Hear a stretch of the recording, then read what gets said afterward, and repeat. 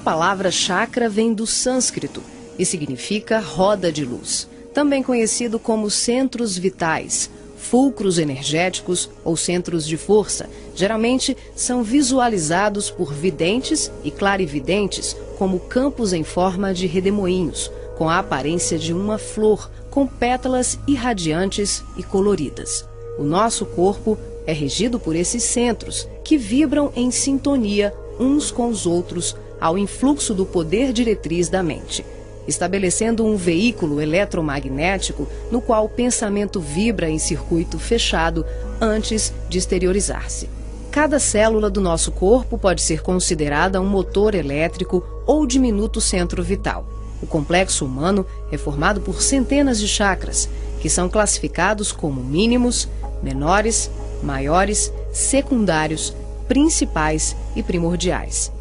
Esses centros de força desempenham diversas funções, dentre elas a de reger as atividades fisiológicas dos órgãos a eles relacionados. Levando em conta as várias escolas que estudam o tema, definimos como primordiais 10 centros: o coronário, o cerebral ou frontal, o ágina, o laríngeo ou da garganta, o cardíaco, o gástrico ou solar, o esplênico, o umbilical, o genésico ou sexual e o fundamental. Na animação, vemos a parte anterior e posterior de cada chakra, que juntas formam um só órgão. Esses centros de força giram em alternância, repetindo o sistema de respiração num movimento permanente de emissão e absorção de energia. O giro é sincronizado e complementar entre o chakra anterior e o posterior. Os chakras são formados por microtúbulos, que são estruturas ocas, compostas por inúmeros blocos de moléculas idênticas. Esse elemento base, aqui aumentado milhares de vezes, junta-se a outros microtúbulos, formando uma complexa rede capilar.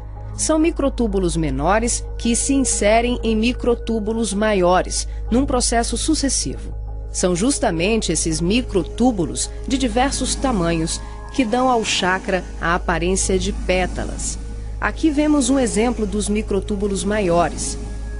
E aqui, microtúbulos menores preenchendo os microtúbulos maiores.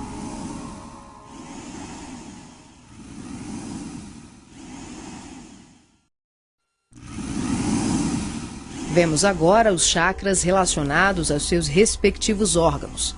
Começamos pelos superiores, representados pelo coronário, frontal e ágina, anterior e posterior. Podemos observar o giro em movimentos de alternância, num ciclo permanente de emissão e absorção de energia. Vemos também a sincronia entre os anteriores e os posteriores. O coronário é o centro da sabedoria.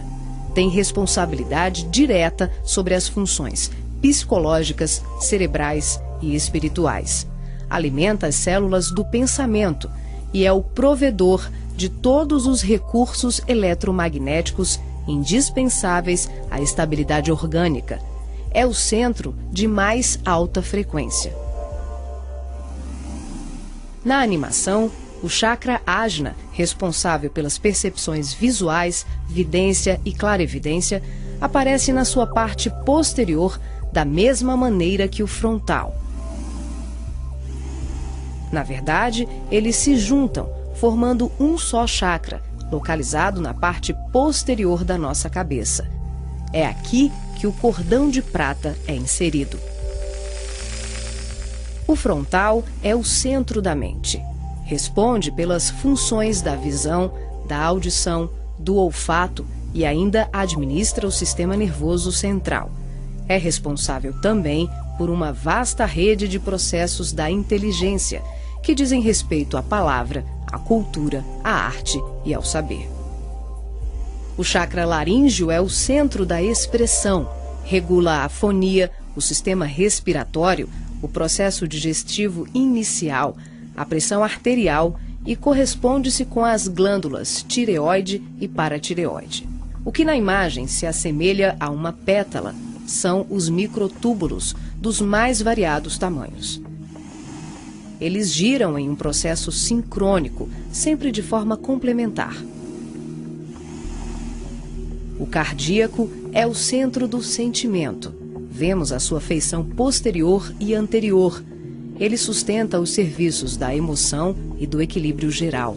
É o responsável pelas energias de todo o aparelho circulatório e se relaciona com o sistema nervoso parasimpático. O centro gástrico também é conhecido como solar ou centro de cura. Um chakra de baixa frequência, o gástrico é uma das mais ativas usinas de fluidos vitais para exteriorização. É responsável pelos processos digestivos e grande parte do metabolismo, atuando vigorosamente sobre o estômago e órgãos envolvidos na digestão. Dentro desses microtúbulos ocos, temos outros microtúbulos ocos. O chakra esplênico é um dos mais importantes. O centro do equilíbrio é também uma grande usina de fluidos. Ele regula a distribuição e a circulação adequada dos recursos vitais em nosso corpo. A feição de pétalas que vemos nessa animação é por conta dos microtúbulos maiores. O umbilical completa as funções do gástrico e do esplênico.